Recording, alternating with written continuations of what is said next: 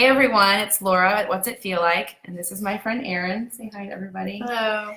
For those of you that saw our post earlier today, Erin is here because she is brave enough to come share her story about grieving the loss of her 3-year-old son, Leo. And as you all know, we are raising money for pediatric cancer through the Kids Shouldn't Have Cancer Foundation. And the person that started the Kids Shouldn't Have Cancer Foundation is Kimberly Wade, who you met while Leo was going through treatment. Yeah. And what I would love for you to do is just to explain to everyone sort of what Leo's diagnosis was, when it happened, and take us through that period of time when you were fighting for him. Yeah. Well, that could take a long time. And I again want to say, brave enough to speak live out on Facebook about this type of loss is extremely brave, and I cannot thank you enough. So let me say that 18 more million times. You finally got me here. We've been talking for like 6 months, and she's like, I can't do it right now. It's been longer than that. I think it's been like over a year. I know. Backing out on you. It's okay. But I'm here. We're here now. Yes. Today was the day. So yeah, we did it. Tell us about Leo. Okay. So he started getting sick in January, or no, like right after Christmas of 2016. He just got like fever, body aches. And then went and got his nose swabbed because, you know, they're not going to draw blood on a 3-year-old for no reason. Mm-hmm. And he had the rhinoenterovirus, which is bad. RSV. Yeah, no, it's like, it's not RSV, but it was bad. It was like, she's got 2 viruses and, you know, take care of them, treat the symptoms. Mm-hmm. So we go home, and then like 2 days later, he developed what I knew as the leukemia rash, but I didn't want to think it was leukemia rash. You're a nurse, by the way. Oh, yes. I'm an oncology nurse. How ironic is that? Yeah. She's an oncology nurse. Yeah. Oncology is cancer. Yeah. So, and I've been doing that at the time. It was 7 years that I've been doing that. And my specialty was bone marrow transplants and biopsies and stuff like that. So the kind of cancer he ended up getting was the kind of cancer I knew a lot about. So that was fun. Mm-hmm. So we take him, me and my dad took him to the hospital, and that's when they drew blood. And then that's when we found out his white blood cells were astronomically high. And that's when they told us that he had leukemia for sure. They just didn't know what type because there's 2 different types. Mm-hmm. So that was the beginning of the battle. And then we were at Mercy, and we got transferred up to the pediatric floor and stayed there the night. And then the next day they drew his blood again, and it was double, and that's not normal. So they really didn't know what to do with him. So they transferred us down to Children's, and Children's immediately had to intubate him, which means they put a tube down your throat so you can breathe. And they put a catheter in his groin, and they couldn't even give him chemotherapy yet because his whites were so high. Would have been too dangerous. Would have been, it would have been dangerous. It wouldn't have worked, and we needed something quicker. So they did a thing called leukapheresis, where they take all your blood out of your body, kind of like dialysis, and they kind of clean it up, take the white blood cells out, and put them back in. That's what they did to him for like 2 or 3 times, I think.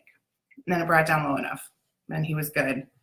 But he had to stay intubated because he had fluid in his lungs from the virus because he was sick on top of the leukemia. So we were there about a week in ICU, in the PICU.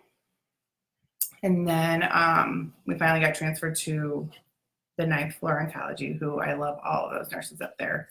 And we stayed there we were supposed to stay there for 30 days. Any kid that has leukemia, B cell or T cell, you have to stay. There's I forget what it's called now. I should know what it's called. But the beginning part of it, and it's 30 days of just steroids and chemo and all of that. And if you do good, you get to go home early. And he did. He did well. He was like 2 weeks in. We got to go home. And he's 2 at the time, 2 years old. He was 3. 3.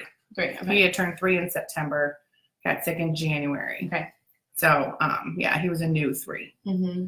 So, and he was just about to get potty trained, and he was he was doing so good, and then all this happened. And I mean, then from then on, it was back and forth. And then he relapsed super, super early. I assumed that he would because of his high blood cells, but I didn't think it'd be that early. I thought maybe like a year or more, but he relapsed 2 months in. So that was really bad because every time they relapse, it brings you down to it drops you down by about 30%. So survival rate. So what I didn't know at first was, and I think I just turned my nursing brain off and was just his mom, was he started off at probably 40 or 50% chance. But in my head, I thought he had like an 80 or 90% chance. Like. Well, I remember Colleen telling me that. Yeah. Her cousin is one of my best friends from college. And Yeah. it was very positive from what I was getting from her. Yeah. Supposedly, it's a good thing. I mean, leukemia is bad, but it's curable in kids. Right. And if you have a certain type, that's better. And if you start with these white blood cells, but he started off so bad. He started off with the high white blood cells. He started off with the wrong type. He was T cell, which is a killer cell, which in nature in your body attacks infection. So his body was attacking itself. So, and it was in his spine and his brain, which is also, it was already in there. And he was only sick for 5 days before he got diagnosed.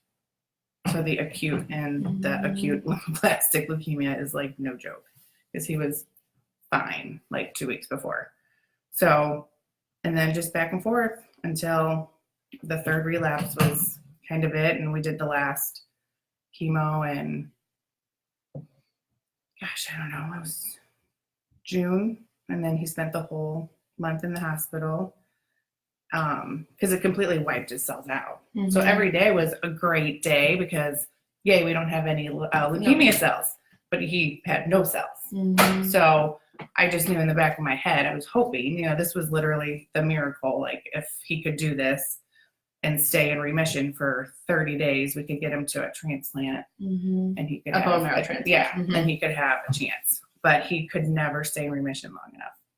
So we brought him home. You brought him home, I think it was just a few weeks before his birthday. It was July. I'm sorry, because he passed in August. August, yes. But we brought him home the end of July. Yeah. And five days later. Because you were going to try and celebrate his birthday, is that correct? Yes, my neighbors did this awesome thing where they did a birthday party for him at my parents' house, and it was good. We did some with the kids. We're going to be joined in a minute by one of Erin's daughters who's here to talk about, as a sibling as well, what that was like to go through this and to grieve a sibling. But we kind of wanted to talk to Erin for a few minutes first, and just about Leo passed on August 4th, 2017. He would be 6. He would have just had his birthday September 13th. He'd be starting kindergarten. That's been sucky. I was going to say, some people say that awful. time is really a healer when it comes to grief. But I would imagine as a parent, time is also another thing about he should have hit this milestone. Yeah. He should have hit this milestone. And so what has that been like for you? It's actually been harder. I mean, anybody that's gone through the loss of a child can attest to it. The second year, so I'm only on, going on year 3, whatever, but the first year I was numb. And everyone's like, you're numb, you're not going to remember anything. I'm like, I'm living this. Of course I'm going to remember it. I'm sad, I'm crying, I'm moody. But I cannot remember the first year. I looked at the kids and I was like, what did we do for Easter last year? I literally could not remember where we were, what we did, who we were with, huge occasions. Just the memory and the forgetfulness that I have is impeding, to say the least. I go to therapy for it. And it's not something you can try and explain to people because it sounds stupid. Grief is different. Of course people are going to, of course she's sad. She lost her son. She's going to cry, of course. But literally I cannot retain information. And that apparently is part of grief, but I didn't know that it was just going to keep lasting. My job, my kids to constantly remind me of stuff because he's always there. He's haunting you in the back of your head. Yeah. That desire to have him and want him. Yeah. I remember the Kids Shouldn't Have Cancer Foundation had its first gala the year that Leo died. And it was a month after he passed away. Oh, yeah, almost to the day. And we were sitting at the table together. Yeah, you were there. And you were just sitting there. Yeah. And then you walked up and accepted this. It was accepted this. Yeah, it was an honor of Leo. And we were all just like, I don't know how she's doing this. And you guys were all crying. Well, my cousin Colleen, who's my sister, was crying. Kelly, who is on here right now, was crying. Yeah, Hi, Kelly. My boyfriend, who's been the most amazing rock ever. Of course, he's sobbing. My best friend Jackie and her husband. We were a mess. Everybody was just sobbing. And I was like, and Jackie ended up joining me because she didn't know what to do. I remember her just walking up. And I remember thinking to myself, well, why does she think she's got to do that? Like, that's nice of her. She's so sweet. But like, it wasn't crossing my mind that what I was doing, why I was doing it. And that's how like the whole first year. A fog. Yeah. It's like a total fog. So like when you have to go back to work or function, I mean, I should probably write a lot more stuff down than I do. Because I keep thinking to myself, I got this. And then I just don't. Right. So I don't know. What about, what do you remember about things that, there's people that are going to watch this, they're going to say, maybe I know somebody, or, and it doesn't say they passed away of cancer. It could be a 17-year-old child that, you know, that had an overdose, or a child they lost to another disease, or to cancer, to a car accident, or what, I'm sorry, not to cancer, but to suicide or whatever. What can you give them permission about when it comes to grief that you now know out of part of this sucky, unlucky club? Yeah. I don't know if I feel like I don't give myself enough permission half the time because I want to be there for them. And now, and we'll talk about her later, but now I have a baby, and we have a blended family, and I have his kids. I don't allow myself the time I probably should for him. He is in my brain all the time, and that's probably why I am so forgetful. But I would say just if you have a bad day, it's a bad day. Nothing's going to change it. Nothing's going to make it better. I mean, you might be able to snap out of it. I mean, there's been days I don't go to work. And my job, I work for Simon Cancer Center in South County. Hi, guys. Simon Cancer Center is a wonderful cancer center here in St. Louis, Missouri. Yeah, my boss, Shannon, I mean, they're just so understanding, like so understanding.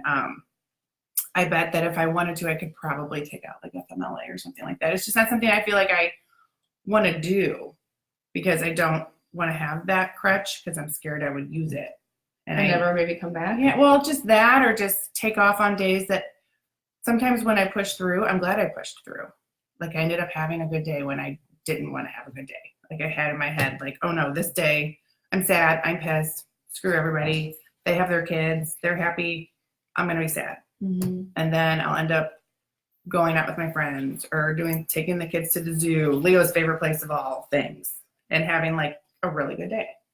So I don't know what that is. So, I mean, I don't know what I would tell people because that's hard. Because every day is literally something different. Maybe the advice is expect every day to be something different. Yeah, it really is. I mean, for the most part, besides my son not being here, I have a wonderful life. And so that's the thing that I try to focus on, but it's so hard not to be angry because why can't I have the perfect life? You know? So you're making me cry. It's okay. I asked this to Kimberly. It was a really stupid question that I asked her when we were at this fundraiser for the Kids Shouldn't Have Cancer Foundation. And I said, have you found any joy back in your life yet? And she kind of looked at me like, you try losing a child and find some joy.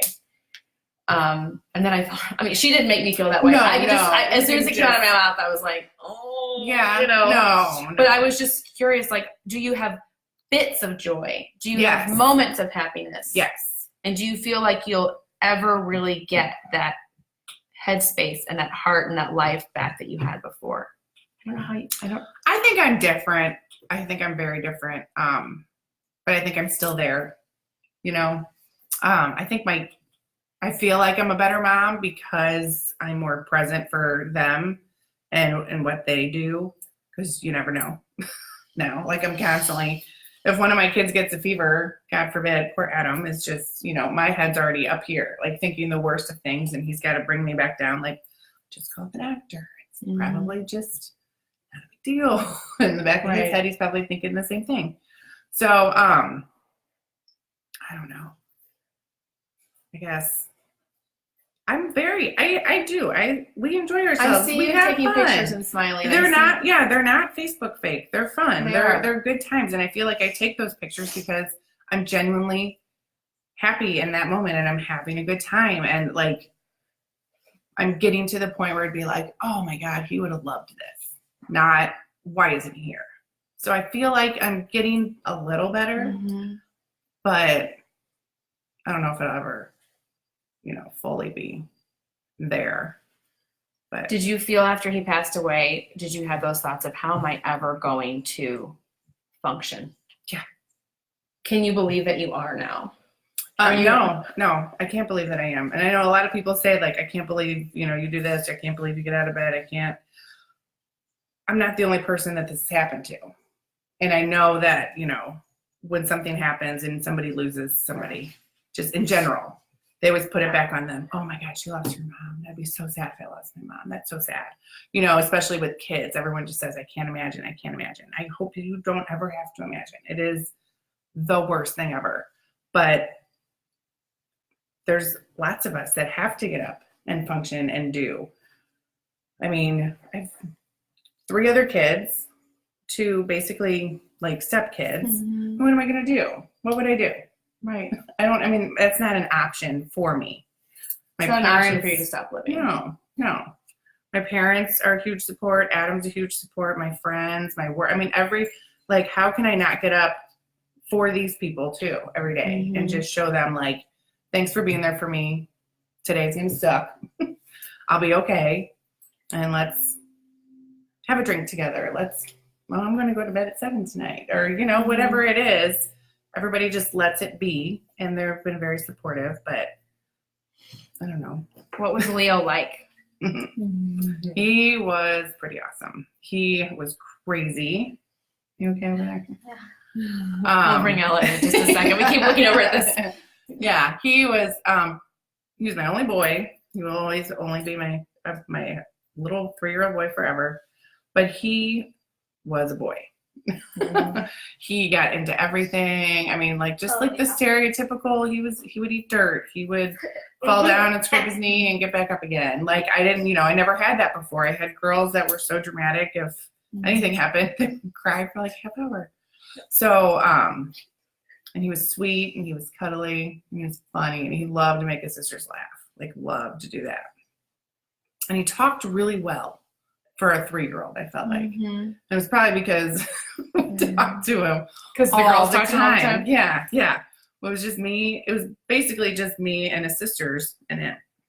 Most of the time. So we would just hang out and just talk and hang out. And I was working part-time after he was born, so I was only at work 2 days a week. So out of all 4 of my kids, I spent the most time with him. So we were just inseparable.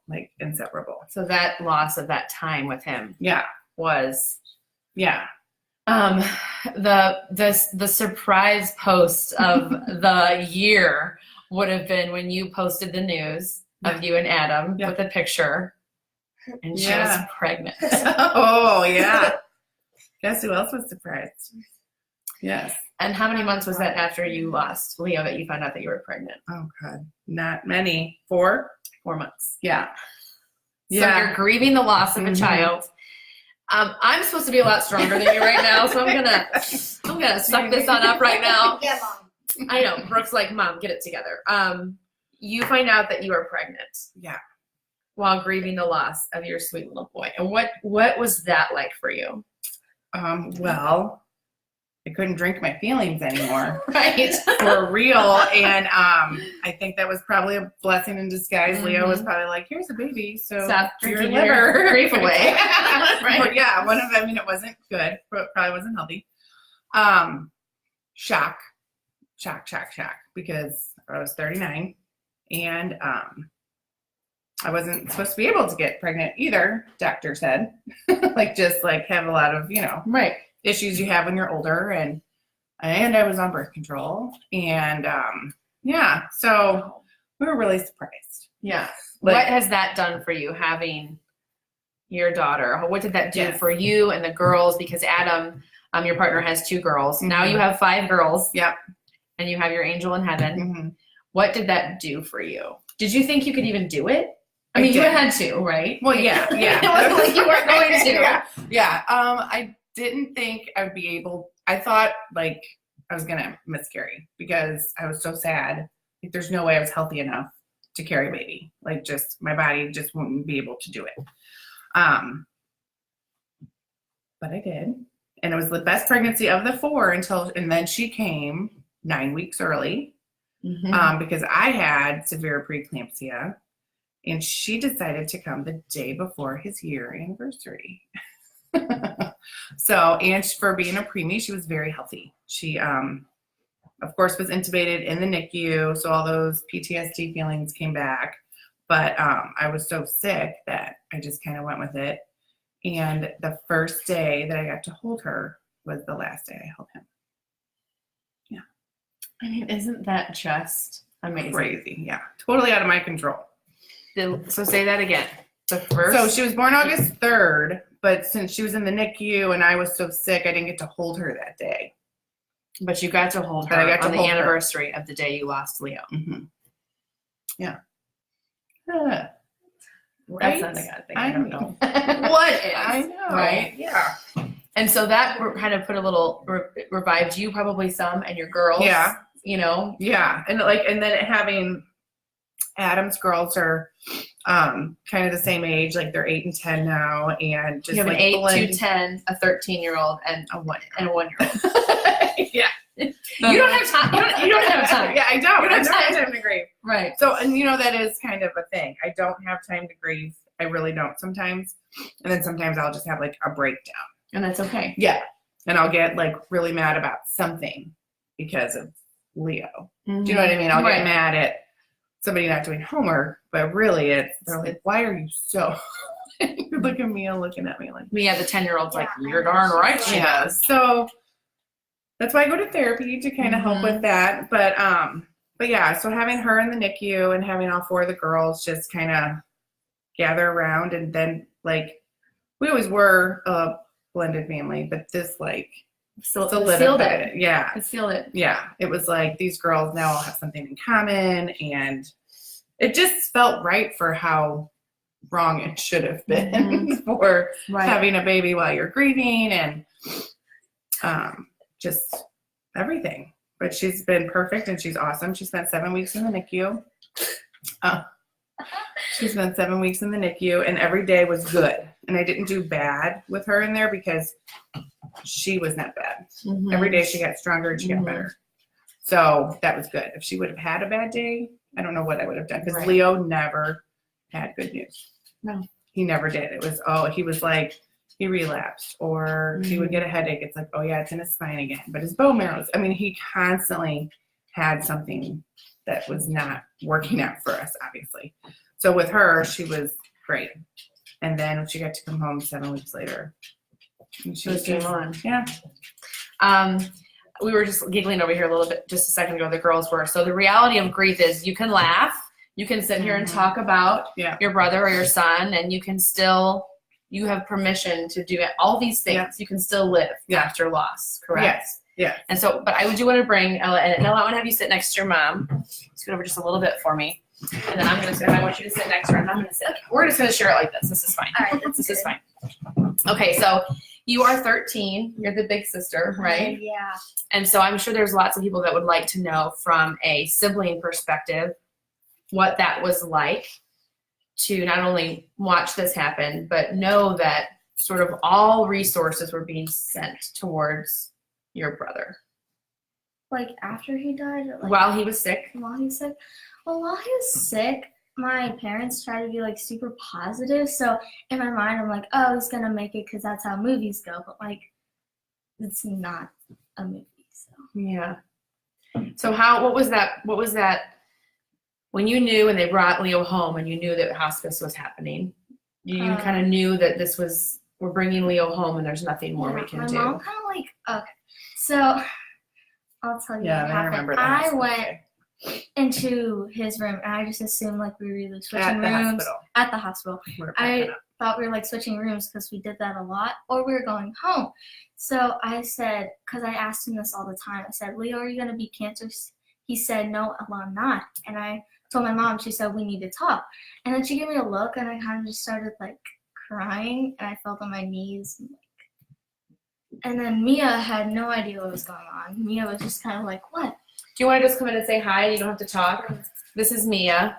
Mia is, come down here. Mia's 10, but she doesn't really want to talk. So we're just going to let her sit next to us, but I just wanted to at least introduce her and say hello, right, Mia? And you can stay back here too if you want. And so, and you can chime in whenever you feel like it. And so, do you remember when your mom told you about Leo? Do you remember? Kind of. I've kind of blanked it out. Kind of blanked it out. Yeah. Sometimes as kids we do that to kind of protect our own. I did that when I was a kid and my parents got divorced. I don't remember being told they're getting divorced. Right? I remember I didn't. that. I didn't. That's another one. That's another What's It Feel Like.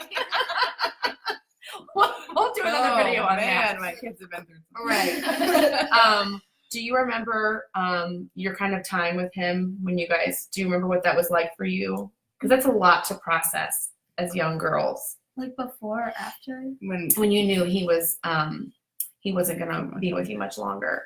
Well, he wasn't very nice to me because like the cancer would make him mean. Mm-hmm. So like I'd be like, Leo, let's take a picture, and he'd like hit me and be like, no, and I'm like, oh, okay. Well, yeah, and then my mom was like all sad, and then she'd be like, oh, just give him what he wants, and I'm like, right, the world. And like so those weren't very memorable. Like I don't really like to remember those because Right. like, that wasn't my brother. Right. That wasn't fun. It was just kind of like, oh, you're not gonna live longer. Let's just do these things. I didn't really like those. Yeah. How did you feel like adults treated like did they treat you differently after Leo died? Did you feel weird talking to adults? What was that like for you guys? Well, my teachers kind of treated me differently. Yeah. And if like me and my teachers. friends were all talking together, then they would just get my friends in trouble instead of me. Yeah, because Because they would feel bad. I have many teachers, and I usually had that one teacher a year that was like treated me special, and it was usually like the meanest teacher. So everyone's like, "Oh, you're the teacher's pet. You're the favorite." I'm like, "It's not my fault. I didn't want to be." Right. They're like super nice to me, and it makes me really mad because I just want to be treated like everyone else. You just want to be treated normal. Yeah, everyone's always like, "Are you okay to talk about?" I'm like, "I love talking about my brother, but you don't need to like incorporate that he died. I'll just talk about him because I loved him." Right. Somebody said that to me. We did another video about she was talking about she had a baby and he didn't make it when she gave birth to him. And she said when she's able to talk about Ben, even though she only knew, got to hold him that day, she loves talking about him because sometimes when people don't want to talk about Leo, then you feel like you're just alone maybe. Or do you like it when people say, tell me about Leo? Or is it okay if people say to you, do you miss, I mean, of course you miss him, but do you want people to bring up Leo? Yeah, all the time. All the time. Yeah. Yeah, I can't stop talking. Like, if someone brings him up, I'm like, are you sure you want to hear it? Because Here, come like, scoot right in keep here. going forever. Well, scoot. We're like just a bit here. You can come scoot in right here. We're all just gonna fit in. Here she is. So you would say to other kids or other adults here, I don't want you to fall off. Scoot this in right next to here. How would you like them to ask you about Leo? Like, Well, I mean, like, what was he like? Because a lot of my friends knew him, but the ones that didn't, that I made like this year, are kind of like, oh, some people don't know, and I don't always bring it up because I feel like they don't want to hear about it because some people are mean. So. Or they just don't know what to say. Exactly. I mean, a lot of people do not know what to say to somebody that is grieving. I think a lot of people think if I bring it up, I'm going to make you sad. Right. That's like that one look that I don't like. I feel sorry for you, look. Oh. That's the girl who lost her And baby. I'm always like, oh, yeah, The I'm good. head tilt, yeah. It's so annoying. I feel like, oh, I'm so sorry. I'm like, okay. How do you feel? Wait, yeah, this way. There she goes. Mia's like out here. How do you guys feel like you're doing now? I'm good, but there's like moments because when he first died, my brain was like, no, this isn't happening. You're not believing this. So now my brain's starting to like open up, and it's kind of hard because I'll have those moments where I'll just start crying because I want to know what he's doing. Right. Yeah. You want to know? Yeah, we call them the You want to know what moments. Yeah, like that. Yeah, If your brain was like that all the time, we wouldn't be able to function. There's no way. exactly. Here, you just come sit right here, Mia, and I will skid in so you can I want you to be in the shot. Oh! Facebook Live! Here we go. I'll skid in right here. And then I will do this. So what advice can you give to girls? What advice can you give to other, You in there? Cool. we're just making it work. What advice can you give to other siblings that might be going through this? What advice can you give them about patience? Because I'm sure you had to have a lot. And if you ever felt like we're never getting any attention, did you feel okay feeling that way? Because we knew I he did. needed it. He needed the attention that he got. Yeah, because I kind of was just like, make the best of it. Because somewhere in my brain, I was like, I knew he was either going to be like that forever or he's going to pass away because. His face became his face I is don't know if we didn't talk about at that toward a couple of months. He was Towards stuff the like end, this, and like his eye didn't really. He got had like that Bell's brown palsy. palsy. Yeah. And That they thought was was Bell's totally palsy, wrong. but it was probably like a leukemia. They're thinking it was It like a was- random leukemia cell on a nerve, and it made his face droop on half the side. So he looked different, like totally different Mhm. than he did before he got sick. It's weird. Like it was a weird different. Like to me, I was like, "That's my brother. I see him every day." But someone else would be like, "Who is that?" Because his face is different. His hair was gone. Eyebrows wasn't really there. What impressed you guys about how your mom handled this? At first, she wasn't crying a lot, but because she usually just went in her room. And stuff. She was usually. Of course, it's my mom and dad. They're not even watching. Mom and dad aren't even Calling watching me. the Facebook Live. They're calling. Your dad's probably like, I'm not watching this. It's gonna make me too sad. You thought she'd cry more, huh? So were you impressed with her strength? Yes. Yeah. What about you, Ella? Like at first, she was really good, and I'm like, "Why is she not doing this?" But then at the end, she just kind of was like a piece of paper. She just went. She just crumbled. It was really sad, but Yeah, I was gonna say, how did you guys handle watching her be so sad? How was that? I mean, How did you get through that? we'd comfort her, and then we usually cry with her, and then Adam was there. So I don't think she could have went through this without Adam. Like I'm pretty sure Adam was like, Shout out to Adam. yeah, Right? Yeah. Adam like saved her. Adam saved her. Yeah. And You maybe guys your saved maybe me. your baby and also And maybe your baby baby's T. baby T. Yeah, Tegan Tegan. is Eddie there. and Bree. Can you pull up a picture of Leo on your phone so everybody can see this sweet baby boy that we're talking about? And I think what is so great about this right here He tonight, loves Star Wars. Oh, there he yeah. is. There he is. He did love Star Wars. I remember seeing all those posts. I think Yeah. what's great about this Cancer. is that 2 years afterwards, we are sitting here. These girls don't know me. They met me one other time at a Halloween store like a year ago. Yeah. You met Yeah. They walked into the house and like, let's do this. You can get through this. You can sit and have conversations. You can laugh. You can cry. And I think what you guys are saying is don't keep talking about my brother. Don't make me feel alone in the loss for him. Would that be correct? Yes. Yes. I tried to Get find off him your with phone. cancer. She's looking for more pictures of Leo. Oh, like yeah. Yeah. No, Mom, And I what just went advice- on my phone.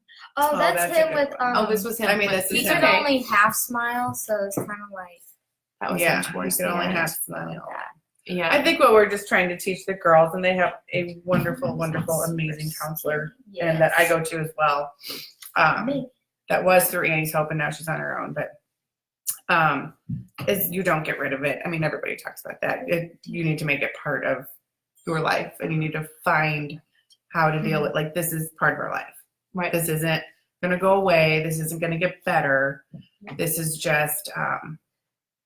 This is what it is. So we have to figure out how to live with it and how to get through the bad times. My friend Melissa sent me a letter one time. She was one of my breast cancer patients. Mhm. And then through her stuff, when she would come in, would like be like, "Oh, is Erin working?" And would give me like notes or like, and she's an amazing writer. And, you know, she was talking about, it was like the metaphor of like the ocean and the waves and, you know, getting knocked over at first by a huge wave or being under the water and getting down to the bottom and then trying to work your way back up and all. And, you know, I mean, a lot of people talk about that with grief, but it is true. When I get dinged by it now, it hurts. It's real, but I can go to work. You can get back up. Yeah. Yeah. And as a mom, there's a part of guilt there too. That sucks. Like, Because you don't feel like you should be. yeah, like why am I able to function after I lost a kid? Because you have to. Yeah. But like it's a constant mom guilt. It never goes away. Mm-mm. Right? Yeah, like, oh, I probably shouldn't be this happy right now because I lost my kid. And people probably think, why is she so happy? Well, it's because of all my kids and Adam, and I love my job, and there's lots of reasons for me to be happy. Mm-hmm. There's one huge reason for me not to be that could take over our life, but we want to remember him before he was sick. We watch videos of him all the time. And you share videos. Yeah. She shares videos all the time on Facebook. He is part of our life, definitely. Tegan her middle name is Leo. She will know who he is, and then I get grief about that, and I mean guilt about that. Like when she gets old enough, she'll be upset that the other 4 knew him and that she didn't, and then I have to explain that. Like that stinks. She's gonna be the only one in our family that didn't get to meet him the way we did. I feel like she met him. I feel like right, picked her out there. Right, and that went way in and out. Yeah, right? yeah. He was like, go. Well, I think the one thing I also appreciate about you is you'll post a picture or a memory. Like time hop is the worst, right? But also the best. Yeah. You're like, oh, this memory. But what I appreciate about it is it always reminds me that you're still grieving and not to forget that, because I think people can think, oh, she had a baby, look at her, she's smiling, and it does not go away. So I appreciate the honesty, and I always try just to say it sucks. Yeah, I'm sorry. Yeah, and I never met Leo. Yeah, but I can't imagine losing a child. Yeah. And so I think it's good to remind people that, like, yeah, I'm still grieving, and this is still very much a part of my life right now. It is. Yeah, and those pictures, time hop, I'm sure Adam's always like, don't look at it. Right. Or even if I know it's going to be a day that I really remembered, I will not look at it till the end of the day. Right. If I know it's like, I know what happened on this day. But people probably think like I'm crazy because I might be at work all day and I have interacted with patients and I have done my job and I have talked and I have laughed and people have seen me all day, and then I come home and post like the saddest picture and and I'm having a terrible day. And I'm sure people at work are like, we didn't know that. Oh my God. Exactly. Right. Like we didn't know that. And people that are really close with me, I have my friend Jamie at work is awesome. And she's always checking in emotionally with me. Like she's kind of one of a kind. And she just like, how are you doing today? Like, I think today's gonna be hard for you. Or, and I'll be like, yeah, it kind of sucks, and she can read through my BS, but her and a couple other people at work can. But I'm sure I'm just like, people don't know what to do with me. Right. Sometimes they're like, oh, she's doing really good. And then my Facebook post is like, worst day ever. But I would imagine similar to what the girls say is you don't want to be treated totally different either. Like you want to be acknowledged that you lost Leo and to say, hey, how are you today? Is today a good day? But then there's other things going on in your life. You have 4 kids that are here and you have a job. Well, and especially at my job. I work with cancer patients. Right. On a daily basis. I talk to them. I talk to families. I send people home on hospice. I know what they're going through. And because it's a child, my story is kind of sadder than yours. Right. So I don't go around telling patients my story because I don't want to take away what they're going through. Right. So sometimes if we have a long hospice talk of a doctor and I have to stand in there, it triggers me and it messes with my head, but I just keep focusing on, I know exactly what they're going through. And I'd like to think that's a benefit of me being in this job is I know what to say to them. I know what they want to hear. I know what they don't want to hear. I know what can help them. So, but days like that are the mental exhaustion is insane. It's insane. I've gained like probably 20 pounds. I had a baby too, but at 40, people. Can't you just gain 20 pounds at 40 in general? Exactly. But just like the emotional, like no energy, just not being able to, getting through the day is my workout. Sometimes when I get home, I'm home. Right. That's it. I asked your mom, what was your favorite thing about Leo? What was your favorite thing about Leo? How he used to say like my do instead of I do. My do? He said that all the time. My do? If we'd ask him a question, so like who wants Skittles, he'd be like, my do.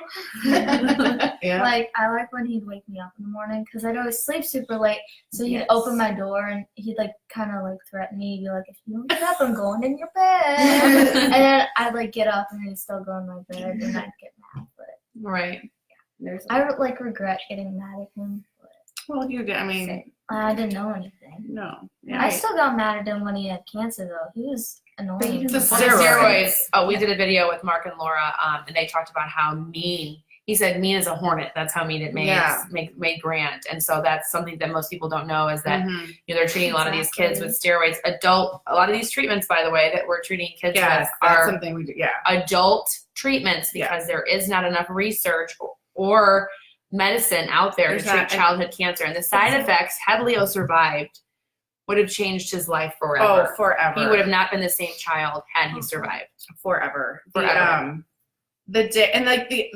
Just to be really real, the options that we dealt with his cancer and his situation, they're all different, especially with cancer and the kinds of cancers. But when we were trying to get him to bone marrow transplant, they took me and my ex-husband in a room, sat us down, and went over absolutely every way that he would die. From the bone marrow transplant. From the bone marrow transplant alone. Just to try and save his life. Just to try and save his life. Right. On top of, if by some chance, which was maybe like a 10% chance of him surviving the transplant, let alone getting there, it was blindness, hearing. Like I remember this one lady, the one lady said to me, she's like, he'll definitely need an IPA. Right, it'll change. And I remember getting so mad. And I was like, let's hope we get that far. It's something you work with the teachers, like if you have special needs in school, like if you, it changes their ability to learn, it changes hearing, it changes sometimes their ability to walk. I mean, the side effects. And he wasn't walking anymore anyway. And that's one of the reasons why the Kids Shouldn't Have Cancer Foundation is we're partnering with this month because they, Kimberly, who lost her son Johnny at age 8 to brain cancer, was just in DC last week sitting with senators and congressmen begging for them to fund pediatric research bills that would not only specifically fund pediatric research, which only 4% of current research dollars go towards, but also for drug treatments that are specifically designed for kids, because when they're using adult level treatments, you're pumping this poison into kids that's meant for adults. And so if you survive the cancer, it's just going to be a big challenge for the rest of their life. Big challenge. And I mean, we were sitting there when we heard, this is all we have. Like this is for your 3-year-old son. When you're like, oh, it's back, and you're like, okay, what else you got? What else you got? And literally it was, this is the last drug we have, and he has maybe a 10% chance. Right. And as a parent, and as a mother or a father, can you imagine being like, wait a minute, this is what you've got for children? And this was only his 3rd relapse. Round. Right. I mean, that's a lot of relapses, but I'm saying, like, I mean, with just example, breast cancer, there's 15 things we can do for one certain kind of breast cancer.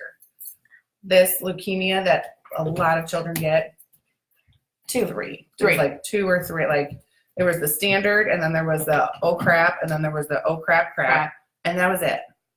That's all we got. We didn't even make it to the oh crap because we made it to that was that last one that he had. He never went in the rooms where that was the transplant. Yeah. Oh well, only one person will be able to see him a day, but he never made that there. Right. Yeah. Which I'm kind of glad. So that's why then we would never see him. Cousin Colleen, when she did the lemonade stand for Leo, asked, what charity do you want? And I said, I want something local, and I want something to go to research. And she found Kim Wade just randomly. And then once she gave the money to Kim, and Kim asked about the story, she came and wanted to meet me. And I didn't even think about it because I was like, oh yeah, sure, that sounds great. You're just on this mommy do has to. And at this point, Kimberly had lost her son. She had lost him a year and a half before. Yeah. And so she comes up to his room, and he's sleeping, and we hug. No, he's not. He's right there, honey. Oh, well, one of the times I was, and I drew a butterfly. Oh, yeah. And we hugged, and then it hit me, and I was like, how is she, here? Because I can't even go up to children's to see all the nurses that I would love to see. I just can't do it. And I pulled away, and I said, is this the first time you've been here since Johnny passed? And she said, yes. And then she said, and this was the room he was in. So that's when I knew that I was meeting her, because she was going to help me through him, because I didn't think he was going to make it. So that's how me and Kitten started. And she's been awesome. I remember Colleen telling me that you said, I think you knew at that moment that God probably brought her to you, because you did not know yet at that point. No, I had like Leo, there was still hope. Yeah. At that point, she says, looking back, you realize that God put her in your path that day because he knew you were going to need her. Yeah. And she has been amazing. I wish I could do more for her because I would love to be part of the foundation more and all that. But I mean, it's just, I got a lot going on. Right. Well, we can do something today. Yeah. We'll put a link at the bottom of this Facebook Live. We'll put a link to the Kids Shouldn't Have Cancer Foundation where you can all donate. It's what we've been trying to do all month. I am humbled that you guys would come here and just share your story.